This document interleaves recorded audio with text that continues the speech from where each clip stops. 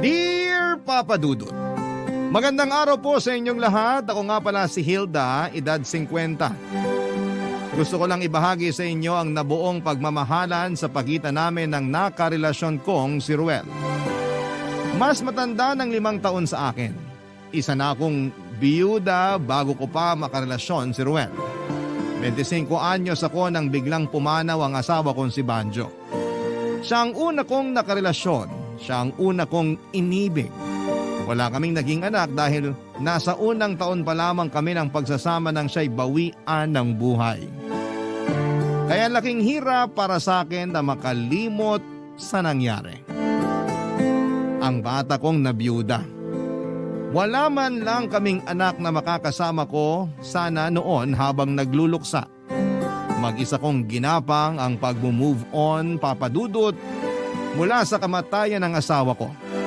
Inabot ako ng 5 taon marahil bago ko tuluyang natanggap na patay na si Banjo.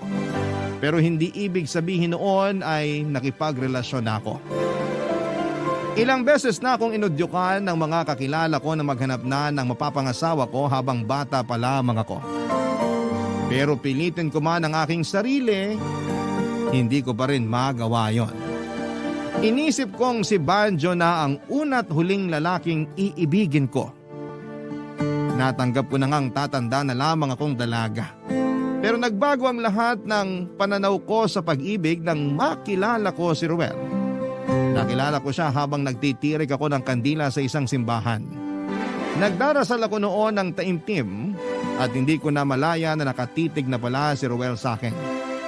Pagmunat ng mata ko ay nagulat na lamang ako dahil matamis ang ngiti niya sa akin. Kung sa ibang tao ay baka nagalit na ako. Pero may kakaibang karisma si Ruel kaya napangiti na rin ako. Pagkatapos noon ay nagpakilala siya. Sinabi ko rin ang pangalan ko. Mabilis kaming naging komportable sa isa't isa. Inaya niya ako magkape at pinagbigyan ko naman siya. Yun na nga ang simula ng pinagdasal ko sa tinirik kong kandila. Ang may pumasok na tao sa buhay ko na magbibigay muli ng kulay at saya sa buhay ko.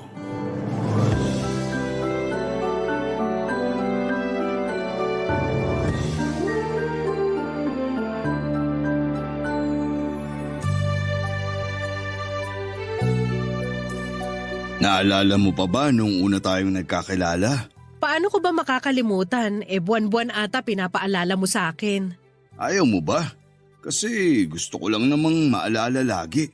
Masyado ka palang sentimental, no? Akala ko kami mga babae lang ang ganun. Nagiging sentimental ang isang lalaki kapag napaibig ng todo ng isang babae. So tanggap mong napaibig kitang todo? Walang halong pambobola. Pero ikaw ang pinakaminahal ko sa lahat ng mga babaeng dumaan sa palad ko. Mukhang napakarami ng babaeng dumaan sa palad mo.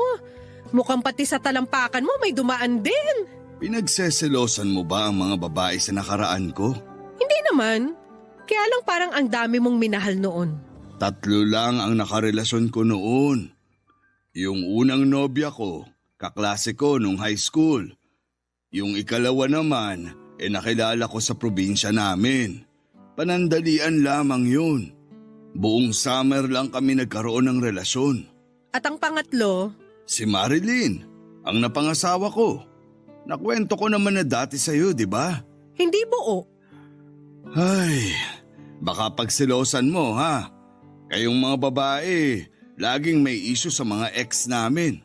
Ikaw ba walang issue sa dating asawa ko? Ano pang i-issue ko ron? Nakakasabong na niya si San Pedro sa langit. Pinaubaya ka na niya sa akin. Balikan natin si Marilyn. Magkwento ka tungkol sa inyo. Basta hindi to pagmumula ng away natin, ha? Alam mo namang mahina ako sa pagtatalo. Hindi nga. Gusto ko lang talagang malaman kung bakit hindi kayo nagkatuluyan. Kasi darating ka pala. Hindi mo maliliko ang usapan sa pangbobola, ha? Oo na, ikaw talaga. Sa kolehiyo kami nagkakilala. Nagsimula kami bilang magkaibigan. May mga niligawan ako noon pero di naman ako nagustuhan. Tapos napansin ko na okay naman si Marilyn. mabait at maganda. Maganda rin naman ako, di ba? Nagsisimula ka na atang magselos. Huwag na lang natin tong ituloy. Hindi ako nagseselos. Gusto ko lang manggaling sa'yo na maganda rin ako. Abay, may nagsabi bang pangit ka? Baka lang kasi hindi ka nagagandahan sa akin. Ikaw ang pinakamaganda. Mas maganda kaysa kay Marilyn? Oo naman. Mas minahal mo ako kaysa kay Marilyn? Aba oo.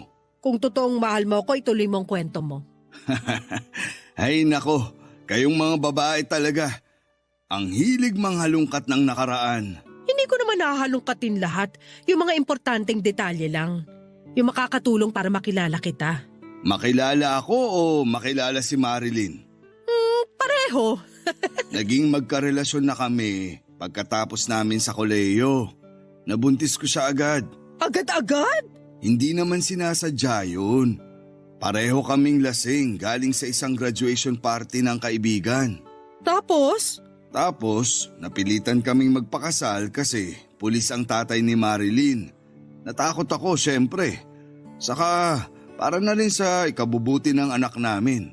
Gaano katagal kayo nagsama? 10 taon. Tapos umayaw na rin kami pareho. Marami kaming di na pagkakasunduan. Tapos di pa namin kayang i-handle yung anak naming may espesyal na pangangailangan. Kaya mas lalo kaming nalayo sa isa't isa. Hindi ka ba nanghihinayang na nagkahiwalay kayo? Nung una, oo. Sino ba namang gustong mahiwalay? Saka naaawa ako sa anak namin. Kaya gusto ko sanang hindi kami magkahiwalay. Pero ayaw na talaga ni Marilyn. Wala na rin ako nagawa. Kung babalikan ka niya ngayon, tingin mo… Hindi ako babalik sa kanya. Andito ka na. Sapat ka na. Napatitig ako sa mga mata ni Roel nang bitawan niya ang mga salitang yon. Mga salitang nagdala ng kakaibang saya at kilig sa puso ko. Hindi ko yon pinahalata sa kanya, baka lumaki kasi ang ulo. Hinaplos ko na lamang ang pisngi niya at saka humalik sa kanya, Papa Dudut. Niyakap niya ako at saka hinalikan sa noo. Sa ganong posisyon ay nakontento na ako. Masaya pala talaga ang pakiramdam na may nagmamahal sa iyo. Kung napaaga lang sana ng dating si Ruel, sana mas mahaba pa ang pagsasama namin. Pero naisip ko na tama lang ang pagkakataon na dumating siya sa buhay ko. Dahil baka kung mas maaga ko siyang nakilala ay baka hindi pa handa ang puso ko noon. At baka naitaboy ko pa siya. Ganon din siya sa akin. Nasabi niya na matagal siyang nawala ng gana sa relasyon after ng hiwalayan nila ni Marilyn. Hindi siya nakipag-date hanggang sa tingin lang siya sa mga babae noon dahil nakafocus siya sa mga anak nila ni Marilyn. Kaya kung sakaling nakilala rin niya ako ng mas maagay baka hanggang tingin lang ang inabot ko sa kanya, Papa Dudut. Baka hindi siya nag-isip na lapitan ako at kausapin. Kaya naisip ko na tama lang ang timing. Magaling talaga si Lord pagdating sa timing, Papa Dudut. Kaya buong puso ang pasasalamat ko sa kanya dahil pinaubaya niya sa akin ang lalaking magbabalik ng pag-ibig sa puso ko. Mabilis lang ding lumipas sa mga araw, sa isang iglap ay umabot na ng 1 taon ang relasyon namin, Papa Dudut. Dahil yon ang unang taon namin bilang magkasintahan ay plinano naming maigi ang selebrasyon namin. Nagplano kaming kumain sa coffee shop kung saan kami unang nag-date. Iniwasan namin ang lugar na yon para ireserba sa unang anibersaryo namin. Ang mga damit na suot namin sa unang pagkakakilala namin ang siyang napili rin naming isuot sa anniversary date na yon. Walang kasing saya ang puso ko. Umabot na kami ng 1 taon, Papa Dudut.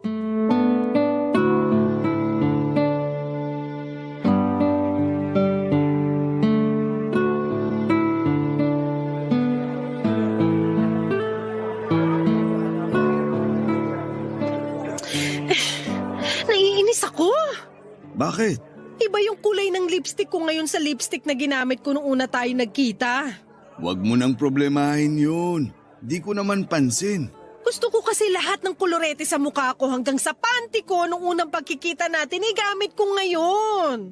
Parehas ba yung panty na gamit mo noon at ngayon? Oo naman. Medyo masikip na nga lang. Kaya huwag tayong kakain ng marami mamaya Baka sumikip lalo. Bakit naman sisikip? Ang sexy mo kaya. Parang mas sumeksi ka nga ngayon kesa noon. Papisil nga ng abs. Che! Kung kasali sa Olympics ang pangbobola, baka gold medalist ka na. Seryoso naman ako Ang sexy mo kaya. Pahawak naman ng tiyan na flat. Hindi na nga flat. Pinataba mo ko. Lagi kasi tayong lumalamon. Ikaw tong laging naglalambing ng pagkain sa akin. Dapat kasi hindi ka pumapayag. Ang hirap humindi sa'yo Pakis nga. Naku, mamaya na. Ireserba mo sa coffee shop. Doon tayo mag-kiss para ma-post ko sa Facebook. Ruel?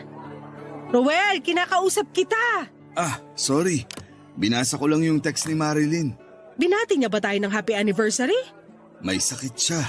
Mataas ang lagnat. Ay, ina-update ka pa rin ng ex mo? Di sana all. Hindi sa ganun. Nakikiusap siya. Napuntahan ko silang mag-ina sa bahay nila. Ha?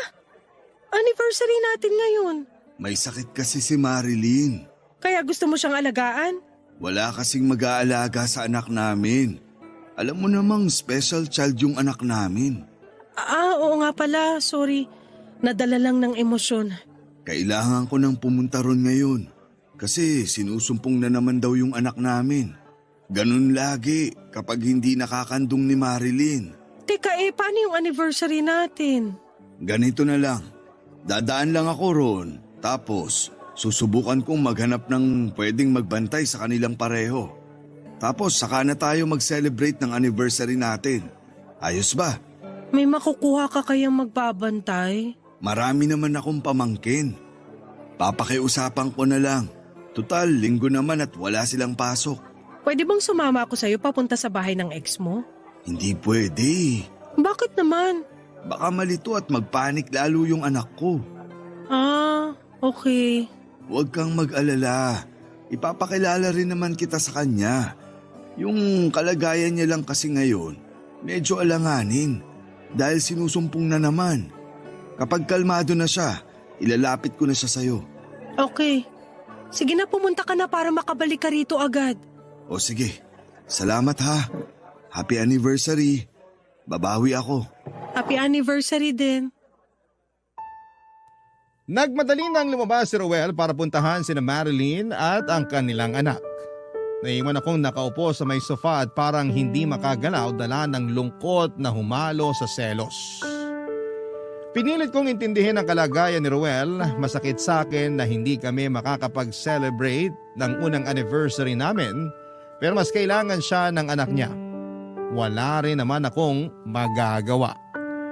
Ang sama ko namang tao kung pipilitin ko si Ruel na unahin ang selebrasyon namin kesa sa anak niya. Kaya lang ay hindi ako mapakali noon. Panayang tingin ko sa cellphone ko sa pag-asang mag-update na si Ruel para sa date namin. Kaya lang ay inabot na ng ilang oras pero wala pa rin. Tinawagan ko siya pero hindi niya sinasagot. Pagkatapos noon ay nag-text si Ruel at sinabing wala pa siyang nakukuhang magbabantay kina Marilyn. Mas lalo akong nalungkot, Papa Dudut. Nagugutom na ako noon pero ayokong kumain dahil umaasa kong makakasabay ko pa si Ruel.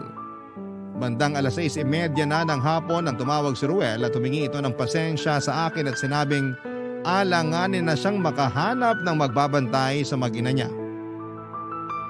Kaya ron daw muna siya magpapalipas ng gabi at babalikan niya ako bago maghating gabi para mag-order na lang daw kami ng kakainin para makapag-celebrate pa rin kami ng anniversary namin. Doon ako naiyak, Papa Dudut. Nag-thumbs up na lamang ako at hindi na rin siya sumagot pa dahil mukhang naging busy na rin siya sa pag-asikaso kina Marilyn, Papa Dudut. Nagmadali akong lumabas ng bahay at sumakay na ng taxi. Nagtungo ako mag-isa sa coffee shop kung saan namin plano mag-celebrate ng anniversary namin. Ang tagal naming plinano yon pero hindi pa rin natuloy. Mag-isa ko na lamang tuloy na sinelebrate ang anniversary namin sa lugar kung saan kami unang pinagtagpo ng tadhana. Napakasakit sa pakiramdam na mag-isa lamang ako doon, Papa Dudut. Barangay Love Stories. Barangay Love Stories. Papa Dudut, sinubukan naming bumawi ni Ruel ng pagkatapos ng insidenteng yon. Nag-date kami kinabukasan after ng anniversary namin sa coffee shop na yon, pero hindi na ako masaya. Nawala na po yung excitement. Hindi ko naman yon pinahalata sa kanya, pero sa loob-loob ko malungkot ako at nakakaramdam ng galit. Hindi ko lang talaga masabi sa kanya dahil baka magmukha akong masama, Papa Dudut. Hindi na nawala sa isipan ko si Marilyn. Hindi ko pa siya nakikita sa personal pero na-stalk ko na ang Facebook niya. May kaunting kurot dahil hindi pa rin pala nagdi-delete ng pictures nila si Ruel, itong si Marilyn. Nakita ko tuloy kung gaano sila kasweet nung silang dalawa pa, Papa Dudut. Hindi tuloy nakatulong sa nararamdaman kong selos yon. Mas lumala pa. Hindi naman ako selosa, hindi nga ako nakakaramdam ng selos sa una kong asawa. Pero itong si Ruel, pakiramdam ko oras-oras ay ganado akong magselos. Ganon ako ka-invested sa relasyon naming dalawa, Papa Dudut. Hindi na ako mapakali at gusto kong malaman kung totoong wala nang namamagitan kina Marilyn at Ruel. Hindi ko na rin kasi magawang tanungin pa si Ruel dahil napapansin kong na-stress na siya sa kakatanong ko tungkol kay Marilyn. Kaya naman ako nang gumawa ng paraan para makilala ang ex-wife ni Ruel. Isang araw ay pinuntahan ko siya sa bahay nila, Papa Dudut. Alam ko na kung saan nakatira si Marilyn dahil pasimple ko yung inalam kay Ruel. Wala namang kamalay-malay si Ruel na pupuntahan ko pala yon. Sinugod ko ang bahay kahit wala naman akong ibang magandang dahilan para gawin yon. Gusto ko lang makaharap si Marilyn. Gusto ko lang ding malaman kung dapat ba akong makampante sa relasyon namin ni Ruel. Nung nasa harapan ako ng pintuan niya ay saka ako kumatok ng malakas. Dala marahil ng nerbiyos kaya napalakas ang katuko. Mabilis naman akong pinagbuksan ng pintuan ni Marilyn, Papa Dudut.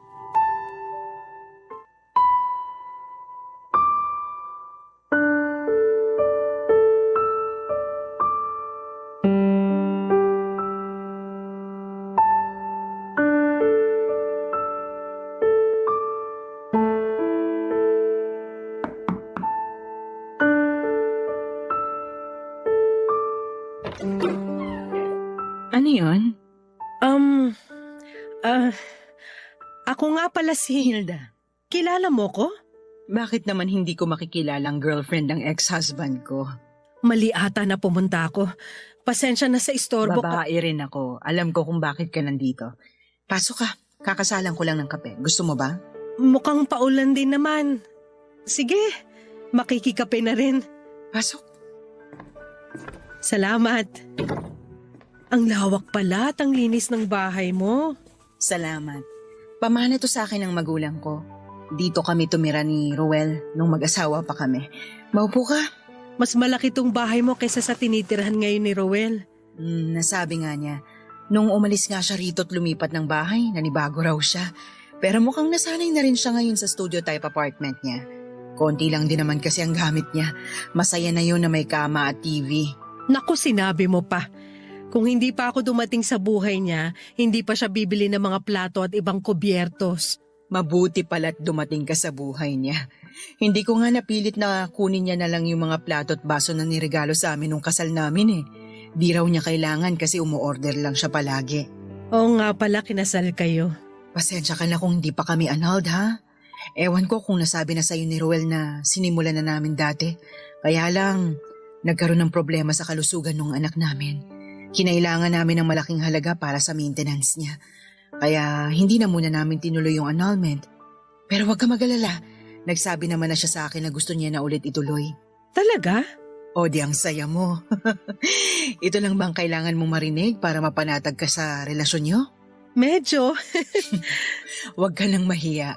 Ganyan din naman ako sa naging karelasyon niya bago ako. Pinagselosan at pinagdudahan ko rin. Kinausap ko yung babae at naging okay naman. Nawala na yung alinlangan ko. Hindi na ako nagselos after nun. Kaya sinasabi ko sa'yo na iintindihan kita. Salamat ha. Medyo hindi lang kasi ako mapakali nung nagkalagnat ka at kinailangan kang puntahan ni Rowel. Nasabi nga rin niya sa akin yan.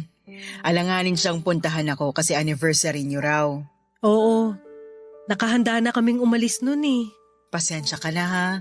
Kung lagnat ko lang, kaya ko sanang tiisin eh. Pero sinusumpong kasi yung anak namin. Hindi na ako mapanatag, kaya nakiusap na ako sa kanya na puntahan ako. Naiintindihan ko. Nahiya nga ako nung nagkwento si Ruel eh. Pero pinagaan naman niya ang loob ko at sinabi niya na swerte siya sa'yo dahil naiintindihan mong bagahe at sitwasyon niya. Sinabi niya yon? Oo naman. Panay nga ang kwento niya tungkol sa inyong dalawa. Kaya napag-usapan na rin namin yung sa annulment. Huwag kang mag-alala. Gagawa kami ng paraan para matapos na yung annulment. Kasi mukhang balak ang pakasalan ni Rowel eh. Paano mo naman nasabi? Kasi sa'yo ko lang siya nakita na totoong masaya.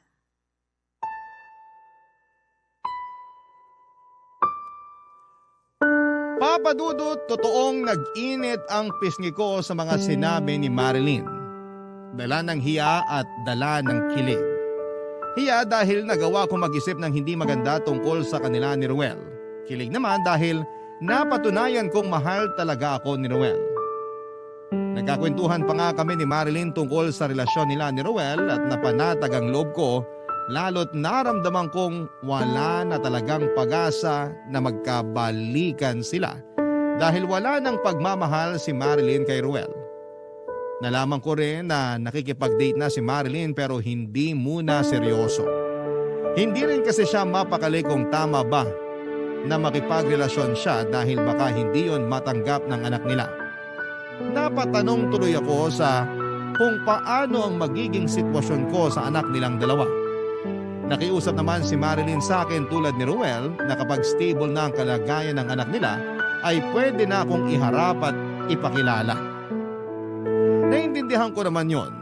Hindi madali para sa mga magulang na ipaliwanag sa kanilang anak na hindi na sila buo bilang pamilya at merong bagong mga karelasyon ang kanilang mga magulang. Nagpaalam na rin ako kay Marilyn nang marinig kong umiiyak na ang anak nila. Nagmadali na akong umalis. Nang hinatid na ako sa pintuan ni Marilyn ay inabot nito ang cellphone number niya sa akin. Sinabi niya na lumabas naman daw kami minsan para mas makilala niya ang bagong stepmom ng anak nila ni Ruel. Napangiti ako at tinanggap ang kanyang cellphone number. Pagkatapos noon ay naging regular na kaming magkausap ni Marilyn. Panay lang ang kantsawa namin tungkol kay Ruel. At napag-uusapan din namin ang tungkol sa kanyang anak. Masaya siya na may nakakausap siya tungkol sa anak niya. Natuwa naman ako at pinagkakatiwalaan niya ako pagdating sa bagay na yon, Papa Dudut.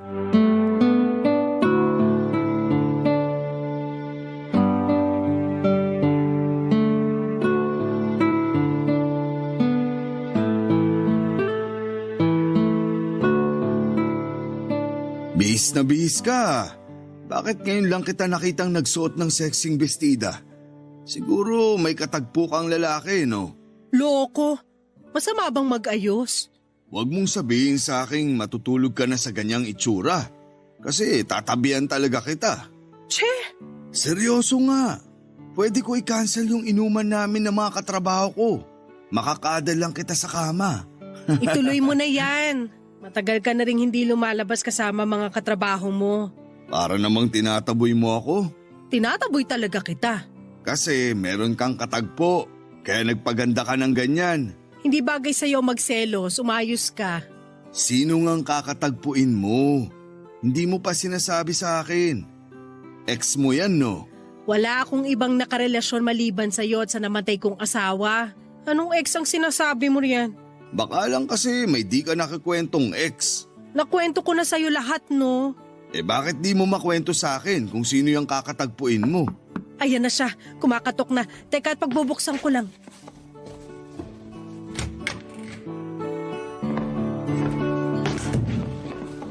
Marilyn, Hello, Roel. anong ginagawa mo rito? Siya ang katagpo ko. Siya ang dahilan kung bakit ako nagsuot ng pulang bestida. Kay Marilyn, nagpaganda ka? Bakit, Hilda? Hindi ka ba nagpapaganda para kay Roel? Malimit. Kapag may kailangan lang ako sa kanya. Bakit niyo ako pinagkakaisahan? Kasi ganun ang gawain ng mga mag-BFF. At magkaibigan na kayo nang di man lang sinasabi sa akin? Kailangan ba? Oo. Kasi boyfriend mo ako at ex-husband ako ni Marilyn. Di pa rin counted. Saan kayo pupunta? Saka paano yung anak natin? Nasa pamangkin ko. Siya na munang nag-aalaga. Hindi na kita nasabihan kasi gusto talaga kitang sorpresahin ngayon. Planado namin to. Tinatraidor nyo na ata ako. Naku, last month pa. Last month pa kayo magkaibigan? Ang dami mong tanong, kaya kita iniwan eh. Ay, akala ko kaya mo siya iniwan kasi hindi siya magaling sa ano. Uy, anong hindi magaling sa ano? Sa pagtitiklop ng kumot. Ikaw naman, ano bang naisip mo? Alam mo, Hilda, awat na tayo sa pangasar dyan sa boyfriend mo. Alam mo namang pikunin yan. Namumula na nga yung ilong, oh. Ay, oo nga. Namumula nga lagi yung ilong niyan kapag napipikon na. Alam nyo, kung aasarin nyo lang tong ilong ko, mabuti pang umalis na lang kayo. Ang sungit. Sige na, alis na kami. Love you. Mas mahal mo na si Marilyn kaysa sa akin eh. Natotoo naman.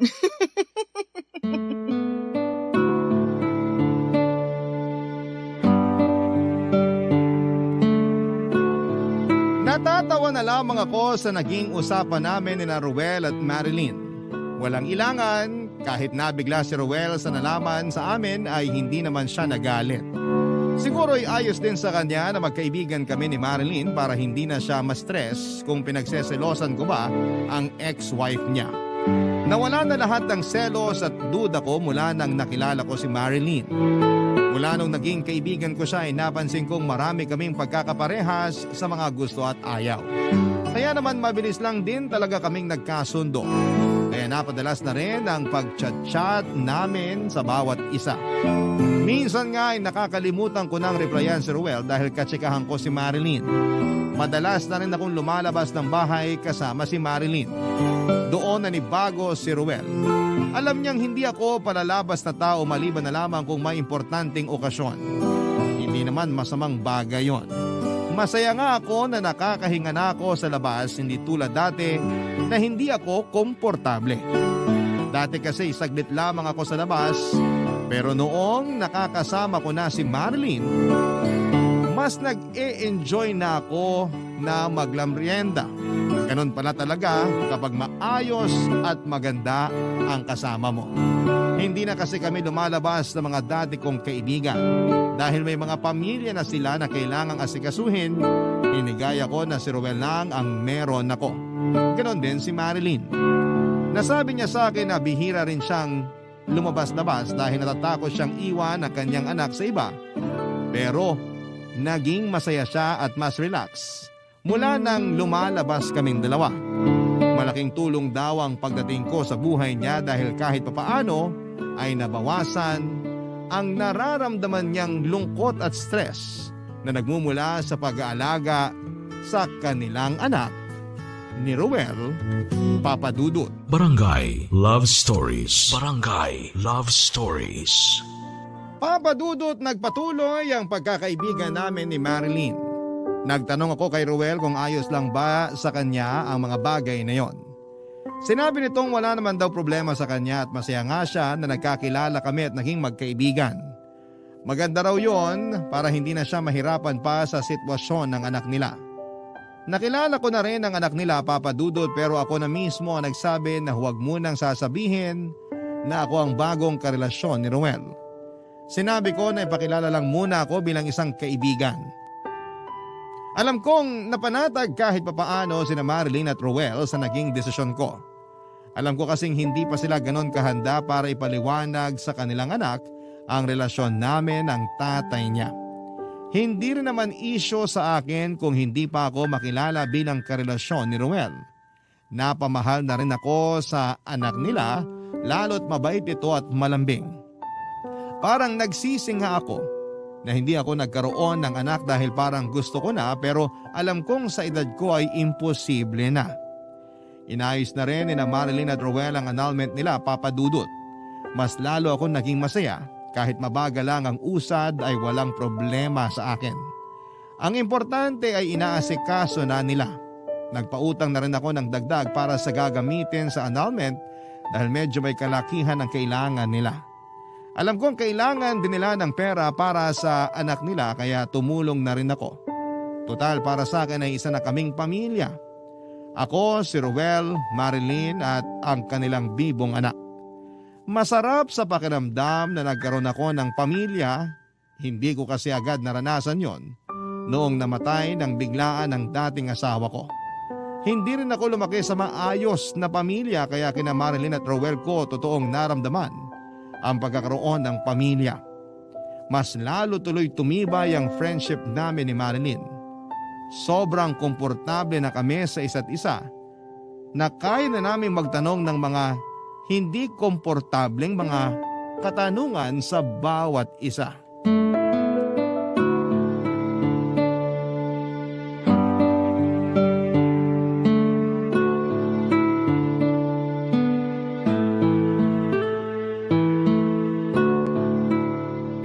Magaling ba sa kama yung dati mong asawa? Talagang ganyan na yung mga tanungan natin ngayon? Maglilimang buwan na tayo magkaibigan. Ngayon pa ba tayo magkakahiyaan sa mga ganitong tanong? O sige, para matahimik ka na. Oo, magaling yung dati kong asawa sa kama. Tumbling kong tumbling. Ay, ang lala! Panigurado hindi ka napatumbling ni Roel. Uy, paano mo alam? Hello! Ako ang unang nakatikim, di ba?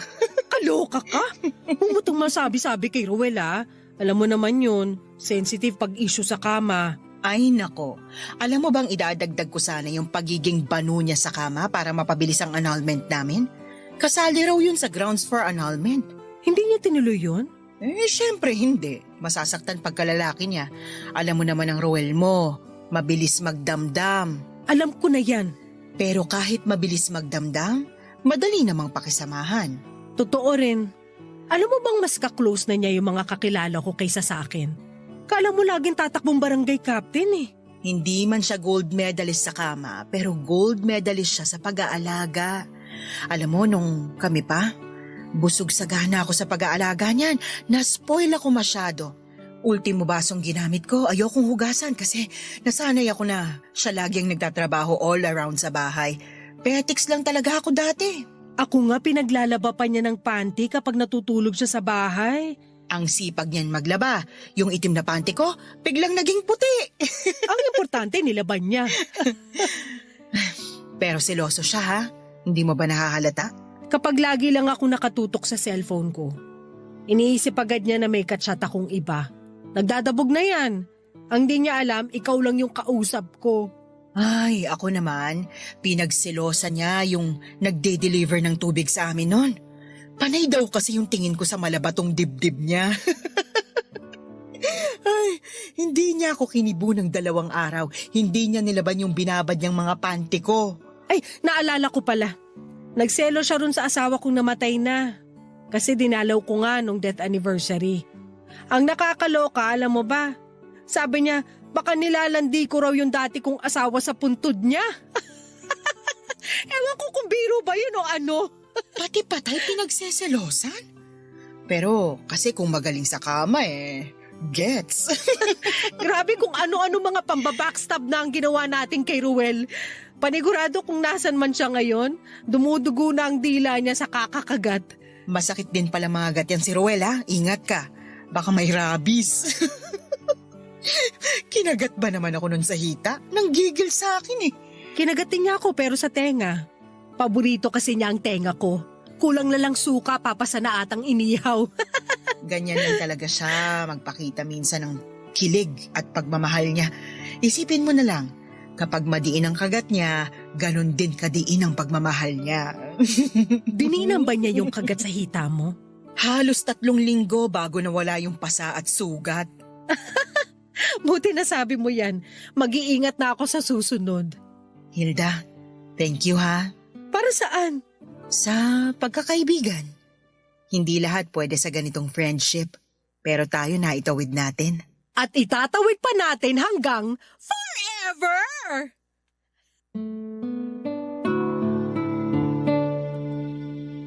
Naiyak ako habang nag-uusap kami ni Marilyn. Kahit balahura ang pinag-uusapan namin at walang preno ay ayos pa rin. Ganon kami katotoo sa mga usapan namin at sa mga sarili namin. Isang bagay na na-appreciate ko kay Marilyn, Papa Dudut. Kaya kong magpakatotoo sa kanya at hindi ko kailangang itago kung sino at ano ako. Ganon din siya sa akin, Papa Dudut. Kaya kaming dalawa ang naging sandalan ng bawat isa lalo na kapag na-stress na kami sa buhay. Hindi naman ako pinagbawalan ni Ruel. Suportado talaga niya ang friendship namin. Kahit madalas, mas nakakasama ko pa si Marilyn kesa sa kanya. Paminsan-minsan nagsiselo si Ruel dahil mas marami akong oras para kay Marilyn pero pinaliwanag ko naman sa kanya na nananabig ako sa feeling na meron ulit kaibigan. Para akong bumata at para akong bumalik noong college ako. Hanggang isang araw ay naputol na lamang ang komunikasyon namin ni Marilyn. Sinubukan ko siyang tawagan pero hindi niya sinasagot. Inaaya ko siyang lumabas pero hindi rin siya nag-reply. Tinanong ko si Ruel pero maski siya ay walang alam sa nangyayari kay Marilyn. Tinawagan din siya ni Ruel pero hindi rin ito sumasagot. Kaya naman minabuti kong puntahan sa bahay niya. Gusto kong samahan noon si Ruel pero sinabi kong mas magiging komportable si Marilyn kung ako lamang ang pupunta. Baka kasi may pinagdadaanan ito at alam kong sa akin siya komportableng magsabi noon. Nag-half day na lamang ako sa trabaho para mapuntahan siya. Nakailang katok ako sa pintuan niya pero hindi siya sumasagot. Umikot ako sa bahay niya para puntahan ang bintana ng kwarto niya at doon ako kumatok. Andun siya. Nagkukulong. Napilitang siyang lumabas para kaharapin ako. Binuksan niya ang pinto ng bahay at pinapasok ako sa loob, Papa Dudut. Nabahala ako sa itsura niya nang makaharap ko na siya.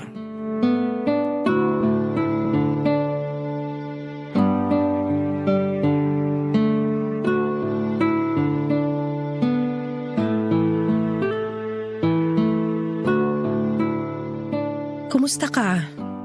Ito, Ito? Anong ibig mong sabihin ito?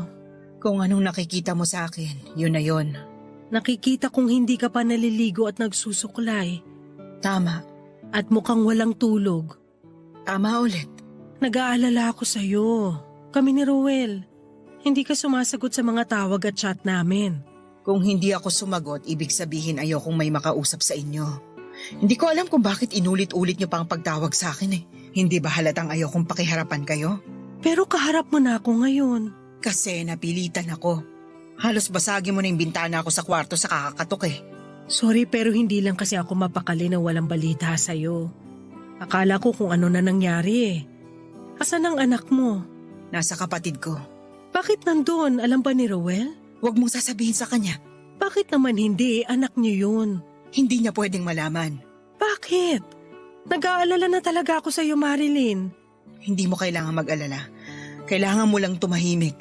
Huwag mong sasabihin na ganitong itsura at kalagayan ko kay Ruel. Pwede ka naming tulungan. Andito lang kami. Pwede naman ako maging totoo sa'yo, no? Oo naman. Dati pa naman eh. Alam mo bang naiinis ako sa'yo? Bakit ka naiinis sa'kin? Kasi buo ang atensyon na naibibigay sa'yo ni Ruel. Mula nung naging kayo, nabawasan na yung oras niya sa amin mag-ina. Mahal mo pa rin ba si Ruel? Hindi na. Pero kailangan ko siya. Para sa anak namin. Hindi naman niya kayo pinababayaan, di ba? Saksi ako. Nakikita ko sa tuwing inaalalayan niya kayo mag-ina. Hindi mo kailangan mainis sa akin dahil lang sa pakiramdam mo na aagaw ko si Ruel sa inyo. Hindi totoo yun. Kung tutuusin, dagdag pa nga ako para masuportahan ang anak mo. Yun nga eh. Alam kong hindi totoo yon, pero pinaniniwala ako ng utak ko na totoo lahat. Naiinis ako sa utak ko, naiinis. Sige, iiyak mo lang. Mamaya mawawala na yan. Ilang linggo ko nang hindi nakakasama ang anak ko. Hinahanap na raw niya ako, sabi ng kapatid ko. Pero hindi ko siya kayang makita. Naguguluhan na ako, Marilyn. Ano ba talagang nangyayari? May lupus ang anak ko, Hilda. At kailangan niya ng mas matinding atensyon, lalo't naaapektuhan ang kanyang kidney at atay. Sabihin natin to kay Ruel. Pagtutulungan natin ang pagpapagamot sa anak nyo. May naitabi akong pera. Gagaling din ang anak mo. Ang sakit na hindi pwedeng mabuhay ng normal ang anak ko. Bakit sa kanya binuhos lahat ng sakit? Anong nagawa namin ni Ruel para parusahan kami ng ganito? Wala rin akong maisasagot dyan. Gusto ko lang sabihin sa'yo na kailangan mong lumaban at magpalakas para may pagugutan ng anak nyo. Mas nauna pa akong nanghina kaysa sa anak ko, Hilda. Hindi ko na alam ang gagawin. Nung kami ni Ruel, wala akong problema masyado dahil siyang umaasikaso ng lahat. Magtulungan tayo. Andito lang ako. Sabihin mo lang kung anong kailangan mo. Gagawin ko para sa inyo ng anak mo. Talaga? Lahat? Oo. Ibalik mo na sa akin si Ruel. Parang awa mo na. Kailangan namin siya. Ipaubaya mo na siya sa akin, Hilda. Marilyn, hindi naman ata tama yung hinihingi mo. Mas malakas ka kaysa sa akin. Kaya mo kahit wala si Ruel sa tabi mo. Hindi mo ko katulad. Mahina ako. Kailangan kong magpaalalay sa kanya. Parang awa mo na. Ibalik mo na siya sa akin. Papayag naman si Ruel eh. Para sa anak namin. Para sa pagkakaibigan natin. Magpaubaya ka na. Lumuhod sa harapan ko si Marilyn at nagmamakaawa habang umiiyak. Hindi na rin ako makagalaw noon at hindi ko alam kung ano ang sasabihin ko sa kanya para mapakalma siya at matauhan sa mga sinasabi niya. Alam ko namang dala lamang ito ng kalungkutan kaya gano'n ang mga sinasabi niya. Sinubukan ko siyang pakalmahin pero tinataboy niya ako. Pinagbantaan din niya ako na huwag makakarating kay Ruel ang napag-usapan namin. Hindi ko na alam ang gagawin noon. Hindi ko siya kayang iwan sa sitwasyon niya pero natatakot naman ako para sa sarili ko. Sa huli ay pinagtulakan niya akong palabas.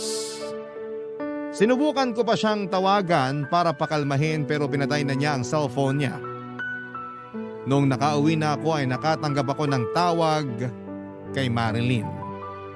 Tinatanong niya kung napag-isipan ko na ba ang mga sinabi ko sa kanya. Natatakot na ako, Papa Dudut, sa tono ng boses niya lalo't sinasabayan niya ng iyak at tawa. Pinipilit niyang ipaubaya ko si Ruel sa kanya. Nagkunwari akong pumapayag na sa gusto niya at natuwa siya. Tinanong niya kung kailan ko pwedeng ihatid si Ruel sa bahay nila. Ang dami niyang sinasabi at mas lalo akong nag-alala na baka merong problema sa pag-iisip si Marilyn dala ng stress sa kalagayan ng kanyang anak. Sinakyan ko na lamang ang mga sinabi niya at kinuha ko na rin ng pasimple ang number ng kapatid niya na nag-aalaga sa kanilang anak. Sinabi ko ang sitwasyon. At kahit siya ay nabahala na rin. Sinabi ko na rin kay Ruel ang mga nangyayari kay Marilyn. Pinag-usapan namin ang pwedeng gawin lalo't parehong kailangang bigyan ng atensyon si Marilyn at ang anak niya. Nakita ko kung paanong gumuho ang mundo ni Ruel sa mga nangyayari. Halos wala akong magawa sa sitwasyon nila. Gustuhin ko mang tumulong pero hindi ko alam kung paano. Sa tingin ninyo, ano ba ang mayaambag ko sa sitwasyon ng mag-ina ni Ruel? Dapat ba akong makisali? Dapat ba akong manahimik? Naguguluhan na rin po ako. Sana ay magawa ninyong matulungan ang sitwasyon ko. Tiwala ako sa Barangay Love Stories at sa bumubuo ng Barangay LS 97.1. Kaya dito ko po piniling ibahagi ang aking kwento. Muli maraming salamat po, Papa Dudut, sa pagbasa ng aking liham at sa lahat ng inyong mga tagapakinig ngayong araw na ito. Ang inyong kapuso at kabarangay, Hilda. Dear Papa Dudut, naranasan niyo na bang pasanin ang daigdig? Marahil sa iba ay masyadong mabigat ang tanong na ito.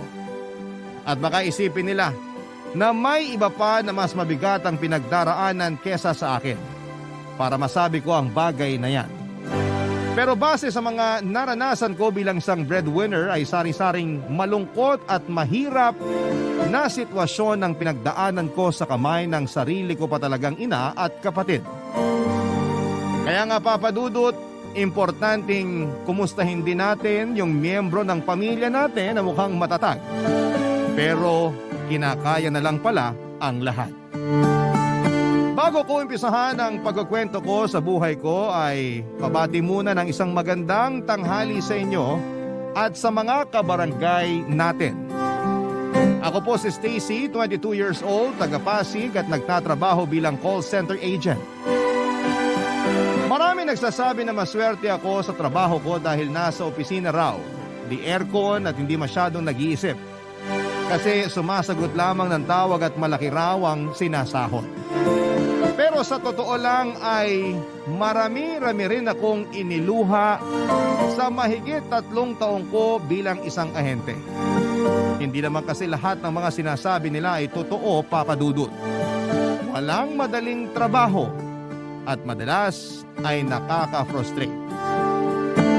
At Papa Dudut, mas nagiging doble ang hirap at pagod pag mismong pamilya mo ang hindi nakakaintindi sa pinagdaraanan mo.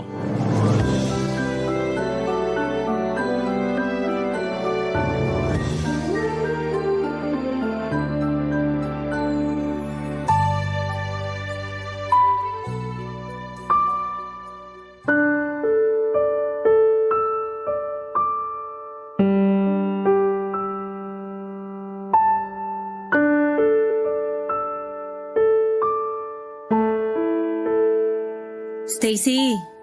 Stacy, nak! Gising! Nay, bakit po? Anong bakit po? Siyempre may kailangan ako sa'yo kaya kita ginigising. Pero parang katutulog ko lang kanina tapos ginising niyo na ako agad. May hirapan na naman ako nitong makatulog eh. Eh di magpatugtog ka na lang o kaya makinig ka nung ASMR ba yun para mabilis kang makatulog. Dami mo pang sinasabi dyan, akala mo naman krimen ang paggising sa'yo. Pagod lang po ako sa trabaho, Nay.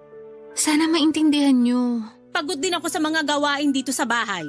Pero hindi ako nagreklamo sa inyo magkakapatid tungkol sa bagay na yon. Alam mo kung bakit? Kasi responsibilidad ko yon bilang nanay nyo. Tungkulin ko yon bilang ilaw ng tahanan. Tapos ikaw akala mo kung sino ka makapagsabi ng pagod? Natural, wala namang trabaho na pasarap lang eh. Ultimong mga boss na papagod din, oy. Hirap namang magsabi ng feeling sa inyo, Nay. Dami niyo na agad sinasabi. Ako nga, tigil-tigilan mo sa ganyang mga sagutan mo, Stacy. Huwag mo rin ako niyayabangan porke ikaw ang nagtatrabaho sa pamilyang to. Saan naman po nanggaling yung niyayabangan? Wala po akong ginagawa sa inyo. Basta. Yun ang pakiramdam ko at bilang isang nanay, ang sakit sa kalooban na walang respeto sa akin yung anak ko. Ano po ba kasi yung kailangan niyo para matapos na tayo? Ano kasi, nak? Hingin ko lang sana yung perang pang-tuition ng kapatid mo ngayong pasukan. Saka kung pwede, dagdagan mo naman yung allowance nila kasi kinukulang ako sa pagbabudget. Po? Ngayon na po ba yung enrollment ni Cyrus? Nak, ikaw nang bahala sa mga kapatid mo kasi ikaw lang naman ang may trabaho sa atin. Pero Nay, kulang pa po yung pera ko rito. Sa makalawa pa yung sweldo namin eh. Ha? Wala ka bang naitatabi dyan? Sinabi ko naman sa'yo na ngayong araw yung enrollment ng kapatid mo.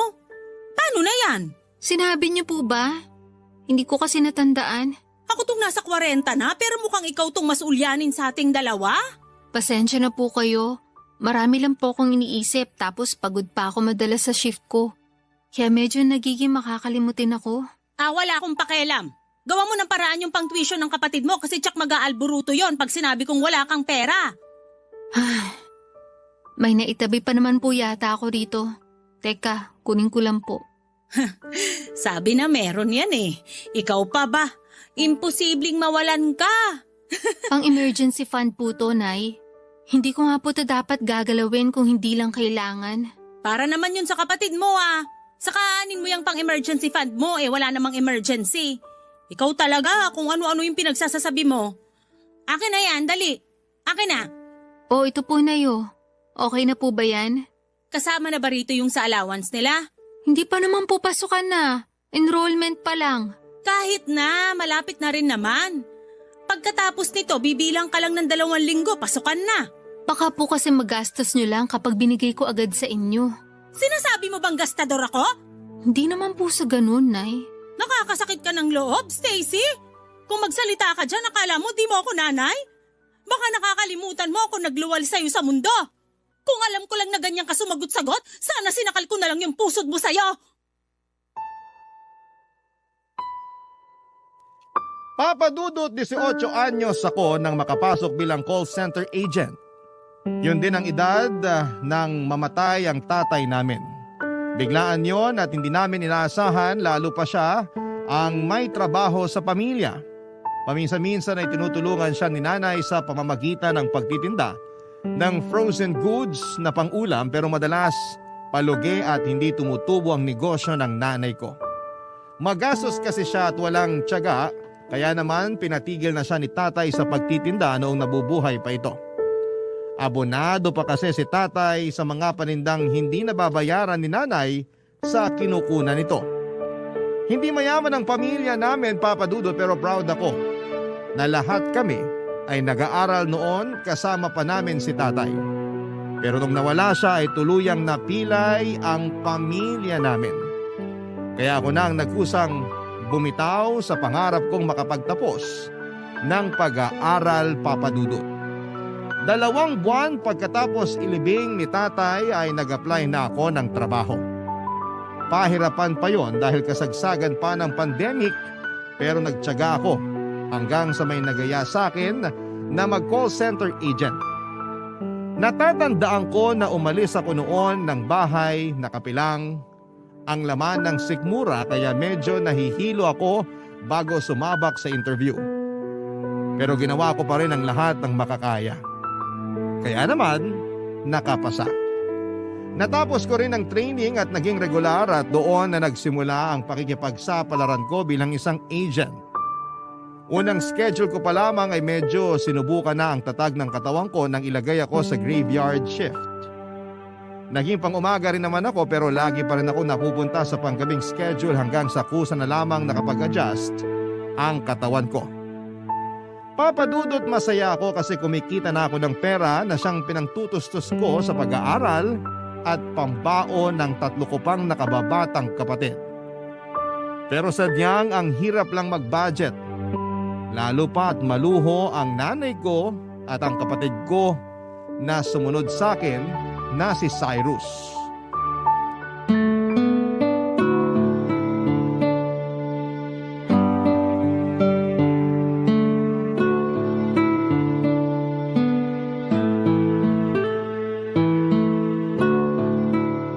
Yun! Nako, bopols naman ito. Hindi ganyan, tol. Pabuhat na nga, wala pang silbi. Wala, bakit Kainis! walang kanin? Cyrus, nagsaing ba kayo? Ay nako, hindi talaga marunong tong ugok na to eh. Cyrus, kinakausap kita. Ano ba yun, te? Istorbo ka naman. Kita mong may ginagawa ako. Ano ba yung ginagawa mo? Naglalaro ka lang naman. Ayan, natalo tuloy ako. Kasalanan mo to, ate. Wala akong ginagawa sa'yo ah. Dinadaldal mo kasi ako, kaya na-distract ako. Nagtatanong lang naman ako. Ano ba kasi yung tinatanong mo? Kung hindi pa kayo nagsaing. Wala man lang kanin dun sa kaldero. Nagsaing kami, pero baka naubusan ka na. Bakit yun naman ako inubusan? Alam niyo naman kakain ako pag gising eh. Nakalimutan namin na tirhan ka. Napasarap ng kain, kaya simot yung kanin. Hindi niyo rin yata ako tinirhan ng ulam no? Bumili ka na lang. May pera ka naman, kaya sa naghanap ka ng wala. Damay mo na rin ako sa orderin mo, te. Nagutom ako bigla. Ano? Kung makaano ka, akala mo may patago kang pera ah. Tsaka nagtitipid ako, Cyrus. Hindi ako pwedeng basta gumastos lang. Ang damot mo naman. Ako pa talaga yung madamot? Totoo naman eh. Di ka na nga ng libre kung ano-ano pang sinasabi mo. Kapal naman ang mukha mo. Baka nakakalimutan mo na ako ang ate sa ating dalawa. Hindi ko kaya yun nakakalimutan. Saka ikaw nga ang ate. Kaya dapat ikaw ang manlibre. Ikaw tong may trabaho at sweldo tapos ang kuripot mo. Oh, ba't parang dun pa lang sa may pinto, dinig ko na yung iringan yung dalawa. Si Cyrus kasi, Nay, sinasagot-sagot ako. Napakawalang respeto. Sumasagot ako kasi may bibig ako. Eh, ikaw naman ang nakatatanda. Ikaw na magpasensya, Stacy. O, dali, tingnan nyo tong mga pinamili ko. Pinamili? Oo, kasi nag-sale yung malapit na mall dyan, kaya pinuntahan ko na. Bihira lang naman mangyari yun, kaya bumili na ako. Meron po kayong pera? Ano pong pinambayad nyo dyan, Nay? Meron. Yung sweldo na binigay mo sa akin. Pero di ko naman inubos lahat dito. Baka sabihin mo naman dyan ay... Sigurado akong may sasabihin na naman si ate. Kasi pinang-shopping niyo yung pera na binigay niya sa inyo, Nay. At bakit? Wala na ba akong karapatang magsalita? Pero ko naman yan at para yan sa bahay natin.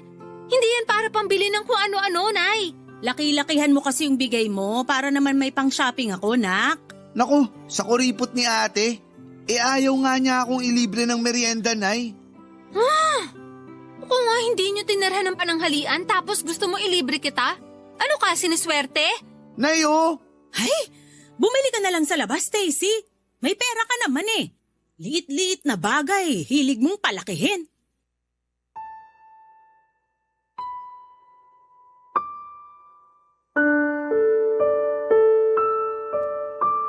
Papa Dudut, higit kanino man, sila ang madalas kong pinagsasabihan ng mga hinaing ko sa trabaho kaya umasa ako na naiintindihan nila ako. Akala ko kasi kapag mas naging open ako sa pamilya ko ay makikita nila yung pinanggagalingan ko at mauunawaan nila ang sentimiento ko. Pero nagkamali ako kasi noong araw na yon pakiramdam ko ay hindi nila ako naiintindihan. Yung nararamdaman ko ay hindi na lang simpleng tampo. Dahil lang di nila ako tinirahan ng pagkain.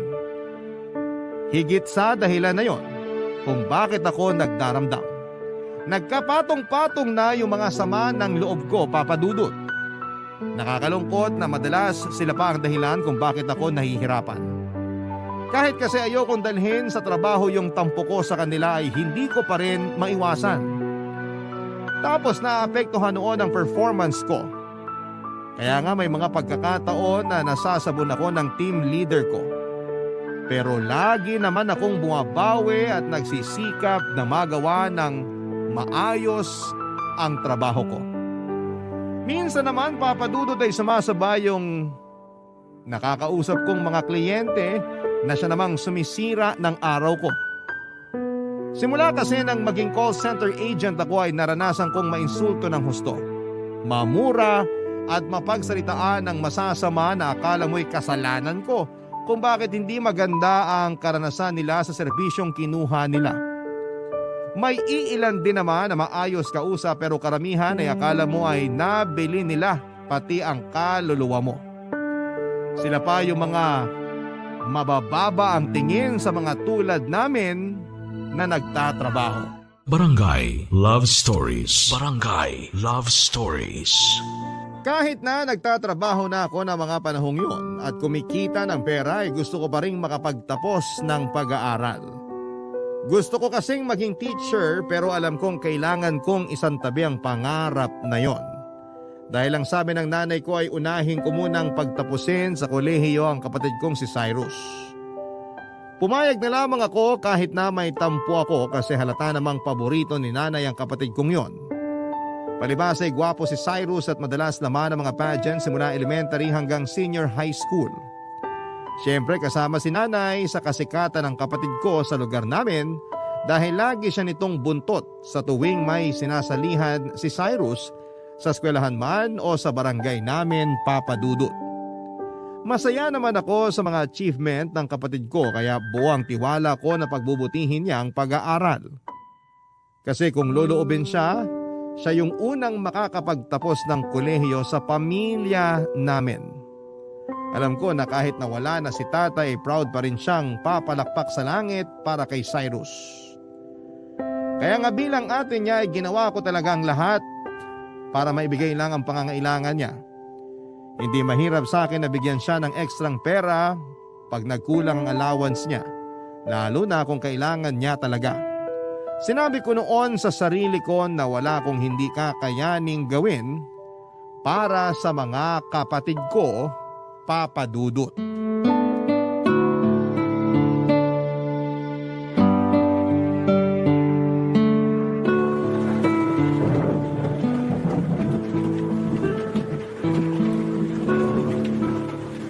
Ay, grabe naman yung ulan sa labas. Baha na dun sa may main road, Nay. Ganun ba? Buti nakauwi ka pa rito. Lumusong na ako kaysa naman mas stranded pa ako. Naghugas na lang ako dyan sa labas kasi nakakadiri talaga yung tubig baha. Kulay lupa. Sinabi mo pa. Eto anak, magkape ka muna. Baka nilalamig ka na dyan. Salamat po, Nay. Pero mamaya ko na po iinumin. Palamigin ko lang ng konti. Ikaw bahala. Ito po pala yung sweldo ko, Nay. Akin na, dali. Kanina ko pa nga yan hinihintay. Pero teka lang, bakit parang kulang yata to ng 1,000? Malaki po kasi yung kaltas namin ngayong cut-off eh. Kaya yan lang po muna maibibigay ko, Nay. Nak, kulang kasi to eh. Meron pa naman po tayong bigas, di ba? Oo, mga 5 kilo pa yon. Tipid-tipirin po muna natin. Tapos, bilhin na lang tayo ng ulam na hindi masyadong mahal. Para magkasya po yung binigay ko. Gusto ko pa naman sanang magnilagang baboy ngayon. Ang mahal pa naman ang kilo ng karne. Sakto sana sa malamig na panahon. Pwede naman po kayong bumili ng kalahati. Tapos, damihan nyo na lang yung gulay at sabaw. Hindi kumakain ng gulay yung mga kapatid mo. Lalo na si Cyrus. Uy, nandito na pala yung maganda kong ate. Bakit bigla kaya yatang bumait? Mabait naman talaga ako. Ngayon mo lang napansin? Ay naku, tigilan mo ko. May kailangan ka sa akin, no? Uy, paano mo nalaman? May salaing manghuhula ka ba? Kilala kong hilatsa ng bituka mo. Pero kung pera yan, ngayon palang sinasabi ko na wala akong maibibigay.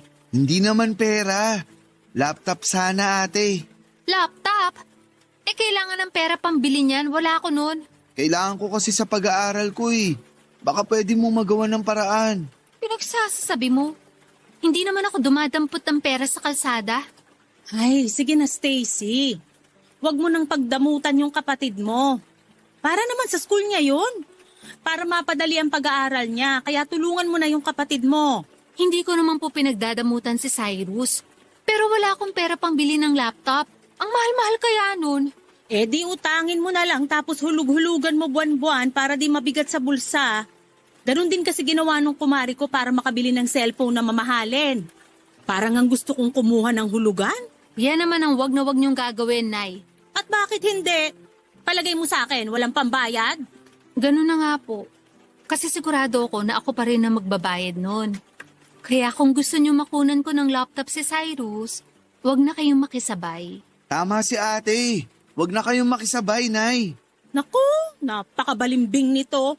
Basta sa susunod ako naman yung bilan mo, ha?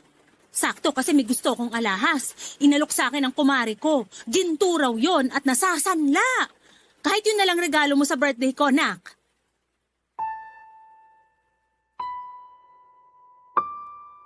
Nang mga panahong yon ay 1 taon pa lang ako nagtatrabaho bilang call center agent. At lahat ng sweldo ko ay ibinibigay ko kay nanay. Kung may natitira man sa akin ay pamasahin na lamang at kaunting pangkain kaya masasabi kong gipit pa rin ako at walang ipon.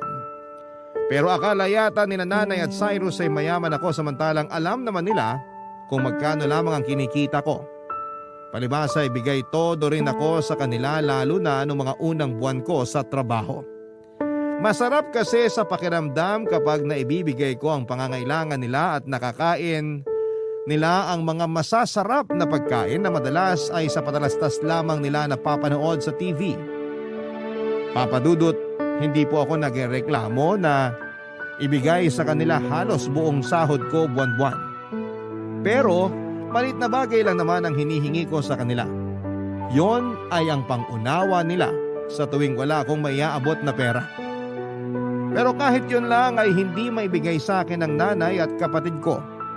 Madalas ay silang dahilan kung bakit nahihirapan ang kalooban ko. Imbis kasi na pera, sama ng loob at tampo ang naiipon ko.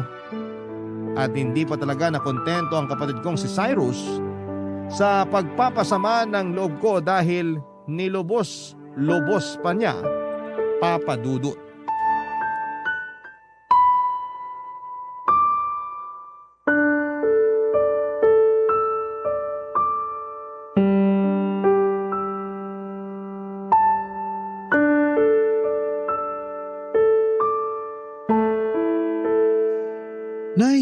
Pag nalaman ni Ate Stacy na bagsak ako, baka magalit yun. At bakit naman magagalit ang ate mo? Siyempre, siya nagpapaaral sa akin. Siya rin nagbibigay ng baon ko. Tapos, nag-request pa ako ng laptop sa kanya na hanggang ngayon, hinuhulugan pa rin niya. Nandun na tayo. Pero di ka naman siguro matitiis ng ate mo, nak. Sigurado kayo, Nay, ha? Oo. Nanay niyo ako kaya kilalang kilala ko na kayo. Maniwala ka sa akin. Parang nagbago na isip ko. Ayoko nang sabihin sa kanya. Pero magtatanong yon. Siguradong malalaman niya. Natatakot kasi ako na sumbatan niya. Maraming sasabihin yun, sigurado ako. Ako nang bahala. Susuyuin ko na lang siya bago pa siya magsalita. Sigurado kayo, Nay, ha? Oo, sabi. Hey, ikaw naman kasi bakit mo binagsak yung mga subject mo? Ano pong binagsak, Nay, Nay? Ate, gising ka na pala. Nakakagulat ka naman, nak. Ano nga po yung sinabi niyo na binagsak? Ha? Ano kasi? Ate, huwag kang magagalit, ha? Bakit? Ano ba kasi yun? Pwede bang sabihin niyo na lang? Nay, kayo na lang po magsabi kay ate. Ito kasing kapatid mo, nak. Nagka-problema sa school niya. Ano pong problema? Hindi naman malala. Ano lang, yung 5 sa mga subject niya, bagsak. Pero 5 lang naman yun. 5 lang naman? Nay, ang dami kaya nun. Oo, pero babawi na lang daw yung kapatid mo sa susunod. Huwag ka nang magalit sa kanya. Ano ba kasi nangyari, Cyrus? Bakit ang dami mong bagsak? Ang hirap kasi ng mga subject na yan, ate. Lalo na yung math. Tapos ang dami pang assignment na binibigay sa amin. Kaya tinamad na akong gawin. Tinamad kang gawin? Katawiran ba yun? Kaya ka nga nag-aaral. Sino pa bang inaasahan mong gagawa ng mga assignment mo? Stacy, wag mo naman pagalitan si Cyrus. Nay, manahimik muna kayo kahit sandali. Hindi po kayo ang kinakausap ko. Aba, talaga namang... Gusto mo bang malaman ng totoo? Kasi ayoko na mag-aral. Tinatamad na ako. Pagod na akong pumasok sa pesteng eskwela na yan. Kaya wala na akong pakialam kung bagsak man ako. Ay, siraulo ka pala. Stacy, wag mo nasaktan si Cyrus. Ikaw ang ate kaya ikaw ang dapat umintindi sa kapatid mo. Paano ko po iintindihin yung katuwiran niya? Tinamad pumasok? Ayaw na mag-aral? Nagpapakahirap ako magtrabaho para lang mapag-aral ko yung mga kapatid ko. Lahat ang kailangan nila binibigay ko sa abot na makakaya ko tapos ganito lang ang igaganti nila sa akin? Sige nga, paano ko iintindihin yun, Nay?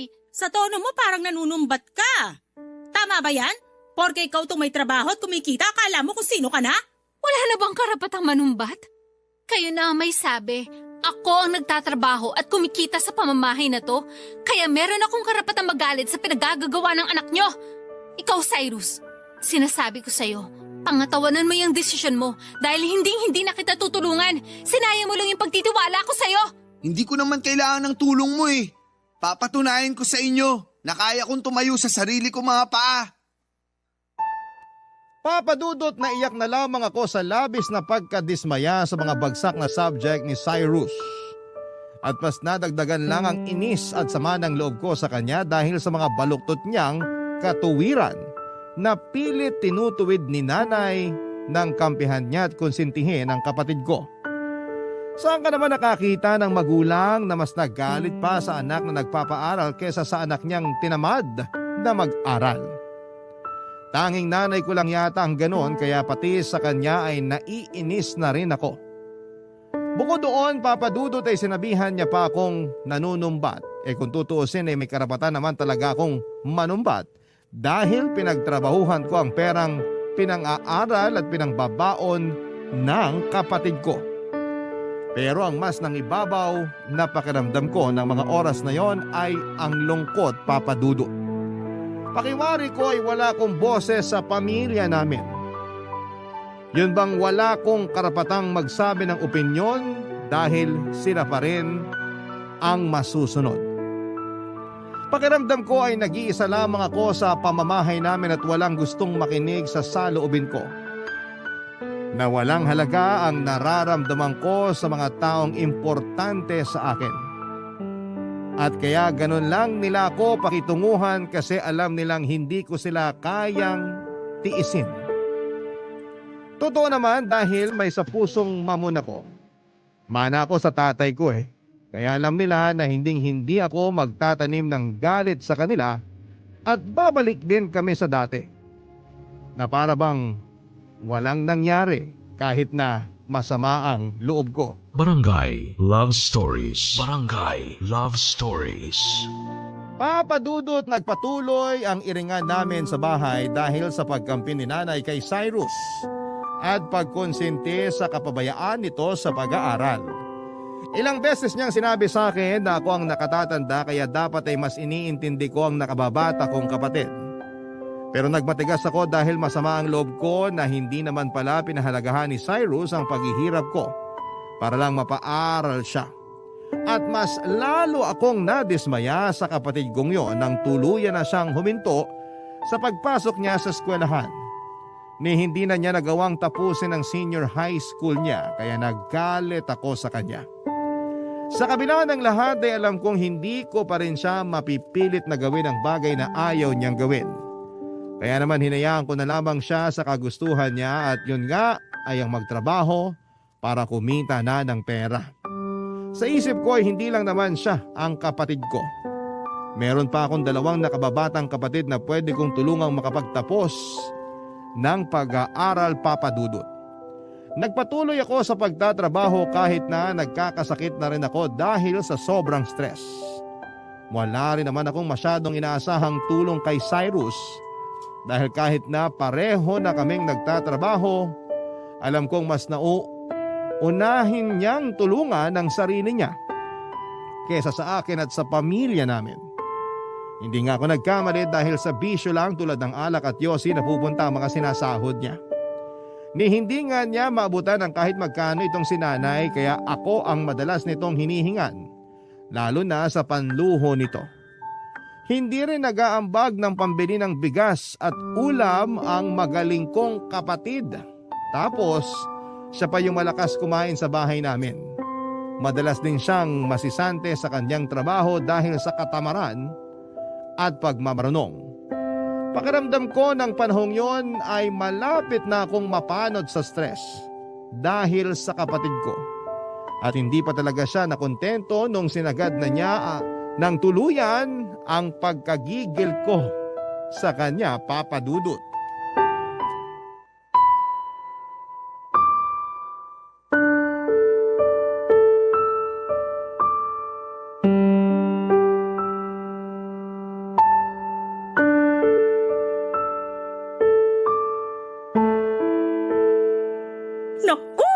Excited na ako sa magiging apo ko. Proud na proud talaga ako sa'yo, Nak. Kasi ikaw ang unang magbibigay ng apo sa akin. Pero Nay, baka kung ano na naman masabi ni ate ha. Ano naman sasabihin niya, hindi naman siya yung buntis. Tumigil nga siya. Nandito na po ako. Grabe yung nangyari dun sa nasakyan kong UV Express. Ay, sandali.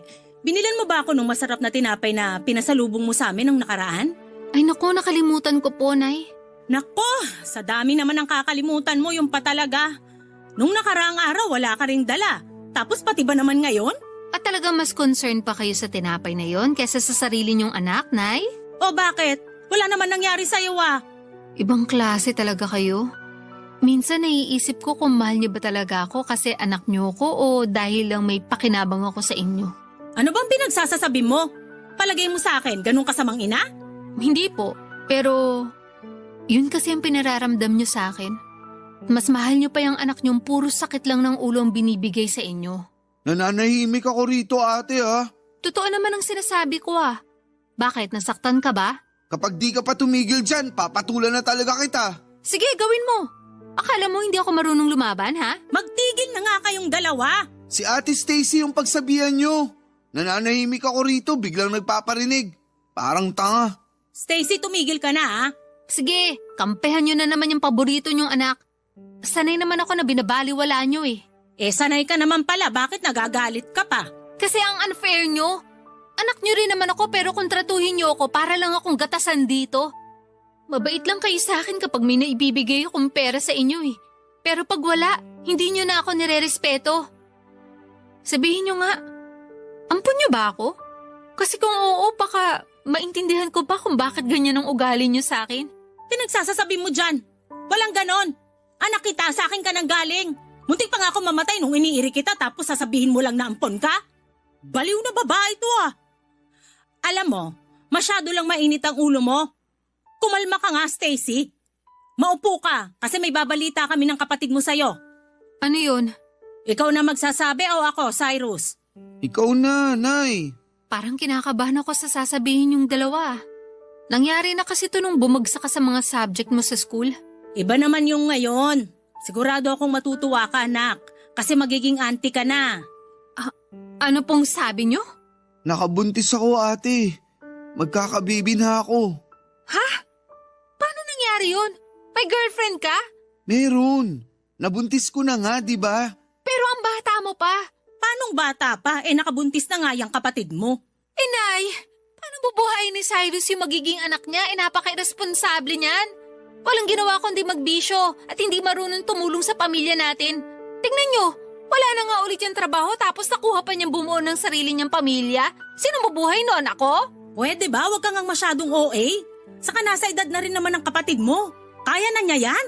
Hindi ako naniniwala kasi hanggang ngayon wala pa rin siyang napapatunayan sa akin. Hanggang ngayon, puro lang sakit ang ulo ang nakukuha ko sa anak niyong yan. Tapos nagdagdag pa talaga siya ng responsibilidad? Bakit ba ganyan ka magsalita? Blessing yung bata. Ewan ko sa inyo, Nay. Puro na lang talaga problema tong pamamahay na to. Malapit na ako makalbo sa inyo.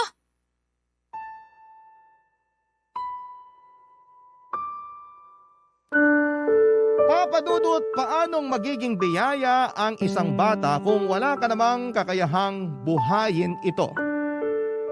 Siguro kung sa iba ay blessing ang magkaroon ng anak pero para sa mismong bata ay sumpa sa kanya na isilang sa pamilya na pababayaan lamang siyang magutom at magkasakit. Nasabi ko yon dahil alam kong wala pang kakayahan si Cyrus na maging responsableng tatay.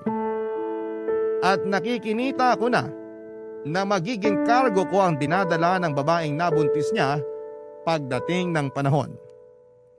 Wala rin akong naasahang pagkampi mula kay nanay dahil masaya siya sa pagdating ng apo niya. Masaya rin naman ako pero pagod na ako ng mga panahong yon. Kaya nga napuno na ako. Alam ko na hindi solusyon ang pagtakas sa kahit na anong problema pero paano kung pamilya mo mismo ang problema mo? Kaya kesa tuluyan akong masiraan ng ulo ay naisip kong umalis na muna sa bahay namin at mag-solo. Matagal-tagal ko na rin kasing pinag-iisipan na bumukod para naman magkaroon ako ng sariling espasyo kung saan ay pwede kong umiyak at huminga ng hindi nila hinuhusgahan.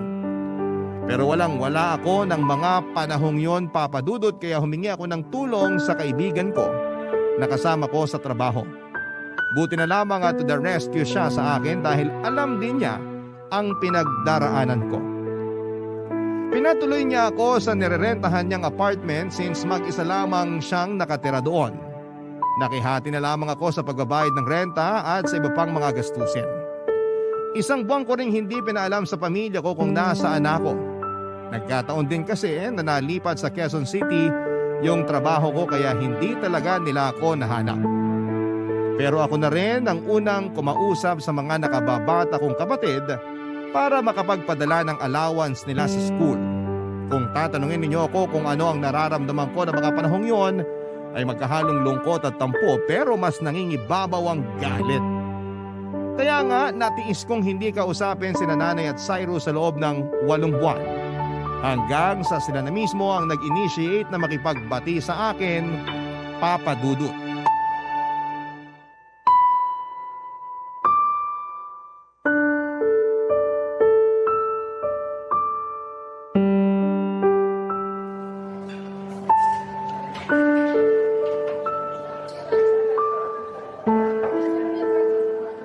Nak, buti na lang pumayag ka na makipagkita sa amin ni Cyrus.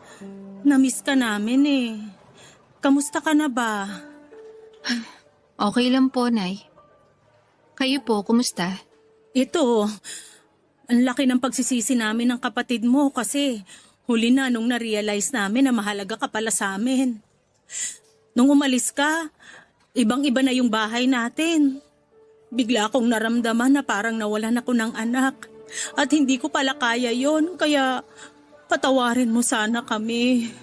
Pasensya na po kayo kung umalis ako sa atin. Kung hindi ko po kasi ginawa yun, baka mabaliw na ako. Alam ko may kasalanan din ako kasi iniwan ko kayo. Sorry po, Nay. Kami yung dapat humingi ng tawad, ate. Kasi kami yung nagtulak sa'yo na umalis sa bahay para iwanan kami. Ako, sa totoo lang, hiyang-hiya talaga ako sa'yo. Hindi ko alam kung paano ka haharapin ngayon, pero nilakasan ko na lang yung loob ko. Kasi gabi-gabi akong kinakain ng konsensya ko.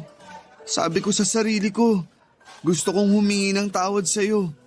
Pero di mo na responsibilidad na patawarin ako dahil sa mga kasalanan ko sa'yo. Ako rin, Nak. Marami kaming natutunan nung nawala ka sa bahay. Naalala kong maging nanay sa mga kapatid mo nung umalis ka. Dapat kasi hindi ko yung kinalimutan nung nawala ang tatay niyo. Dapat di ko pinasa sa'yo yung responsibilidad na yun para di ka nahirapan at nagsakripisyo. Naisip ko baka magalit sa akin ang tatay mo pag nagkita kami sa kabilang buhay kasi pinabayaan kita, Nak.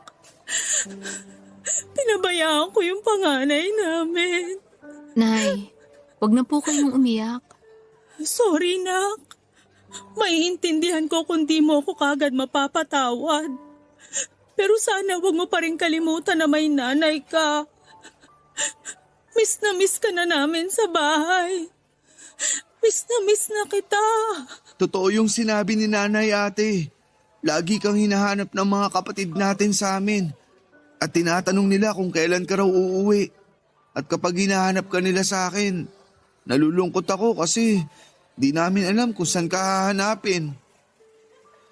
Ay, miss ka na namin. Marami ring nangyari na nakakalungkot. Pero masasabi ko na nagturo yun ang pinakamalaking aral sa buhay ko. Anong ibig mong sabihin? Ano nangyari? Namatay ang baby ko. Premature siya nung pinanganak tapos di na rin niya nakayanan. Kaya bumigay na yung katawan niya. 5 oras lang namin siyang nakasama bago niya kami iniwan. Pasensya ka na, Cyrus, ha? Kung alam ko lang sana nadamayan kita. Okay lang yun kasi kinaya ko naman. Pero mas kakayanin ko kung kasama ko kayo na pamilya ko. Pangako, hindi na ako mawawala. Nandito na ulit ako. Hindi ko na kayo iiwan. Nandito na uli si ate. Salamat, ate. Salamat talaga. Pangako rin. Tutulungan na kita sa pagtataguyod ng pamilya natin. Hindi ka na mag-iisa kasi kasama mo na ako. Magsisikap ako para umasenso tayo. Ako rin tutulong sa inyo. Kasi mas maganang isang trabaho kung marami tayong gumagawa. Saka pamilya tayo. Dapat lang na nagtutulungan tayo. Pasensya ka na, Nak. Kung ngayon lang namin na-realize tong bagay na to, ha? Sana hindi pa huli ang lahat para magbago kami at patunayan na nagsisisi na kami sa mga kasalanan namin sa'yo. Hindi pa naman po huli ang lahat eh. Tungkol naman po sa mga kasalanan nyo. Kalimutan na natin yun kasi nakaraan na yun. Kayo na nagsabi, pamilya tayo. At ang alam ko sa isang pamilya, bukod sa nagmamahalan, nagkakapatawaran din. Kaya pinapatawad ko na po kayo.